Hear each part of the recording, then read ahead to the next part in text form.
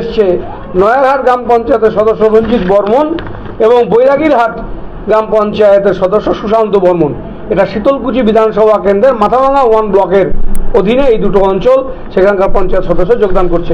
এর মধ্যে নয়ারহাট আছে। নয়ারহাটের ব্যাপারটা একটু ইন্টারেস্টিং। নয়ারহাটে পঞ্চায়েত প্রধান তৃণমূল কংগ্রেসের প্রথম দিনই যোগদান করেছিলেন। সেখানে মেজরিটি হতে আমাদের আরও একজন মেম্বার সংখ্যাগতভাবে দরকার ছিল। সেই রঞ্জিত বর্মনের যোগদানের সাথে সাথে সেই প্রশ্নটাও উত্তর আমরা বিজেপিকে দিয়ে দিলাম। এই হচ্ছে পরিস্থিতি এবং আগামীকালও এরকম জয়েনিং হতে থাকবে। আমরা খুব ধীরে নিচ্ছি, বুথ স্তরে আলোচনা করে, অঞ্চল স্তরে আলোচনা করে, যারা সেখানে ভোট করেছিলেন, যারা দাঁড়িয়েছিলেন, আমাদের প্রার্থী হেরেছিল হয়তো কোনো বুথে, তাদের সাথে কথা বলে আমরা খুব ধীরে এই জিনিসটাকে আগাচ্ছি এবং যোগদানে মানুষের আগ্রহ আছে। এবং আমরা এতটুকু এনশিওর করছি যে তৃণমূল কংগ্রেসের সাথে যে পঞ্চায়েতরা যুক্ত হলেন তাদের কাজের ক্ষেত্রে, এলাকার উন্নয়নের ক্ষেত্রে আমরা একদম সুনজর রাখবো, সমবন্টন নীতির মাধ্যমে কাজ করব।